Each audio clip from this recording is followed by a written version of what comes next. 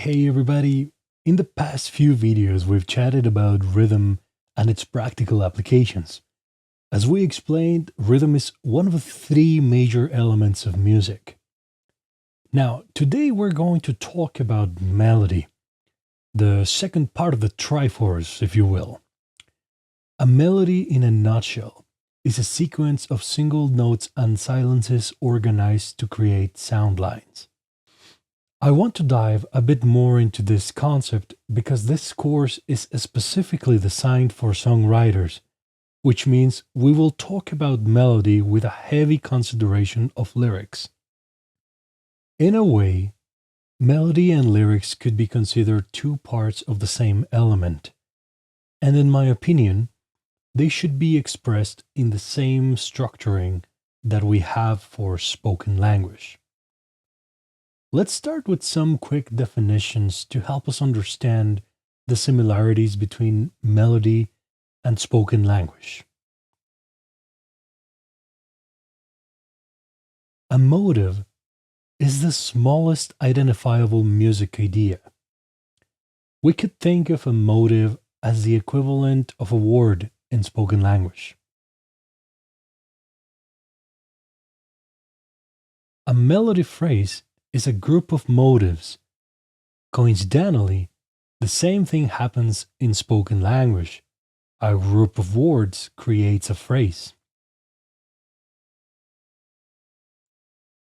A period is a group of melody phrases. This could be a verse or a bridge or chorus or so. Same as in spoken language, a group of phrases create a sentence and eventually a paragraph. As you can see, structurally, melody and spoken language are quite similar. So, what I'm trying to get at is that if you think about it, crafting a melody is kind of like speaking a language. When we speak, we have a pitch that can be high, or very high, or in the lower register, or somewhere in the middle.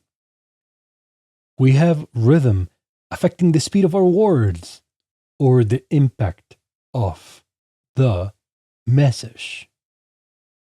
We have contour, or the shape of our sentences.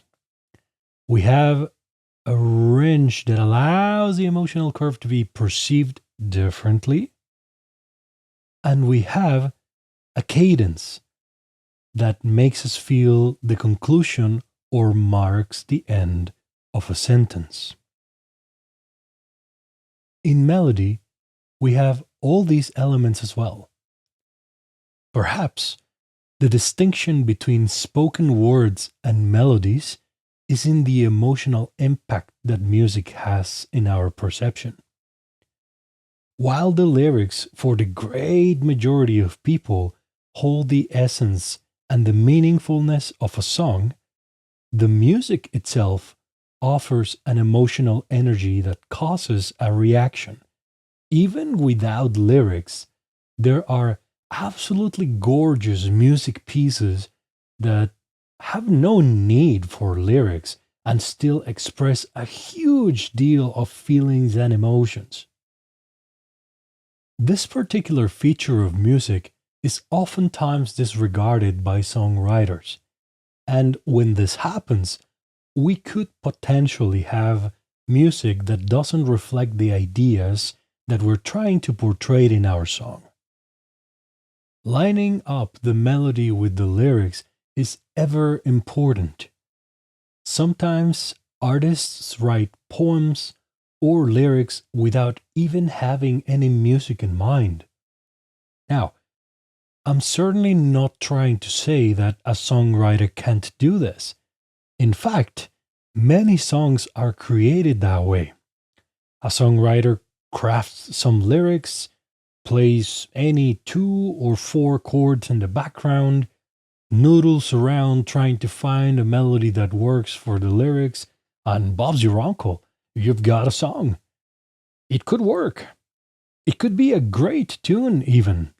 But my point is that, same as in spoken language, There are formulas for speech to be eloquent, to be endearing, to be convincing, firm, doubtful, confusing, or threatening, etc.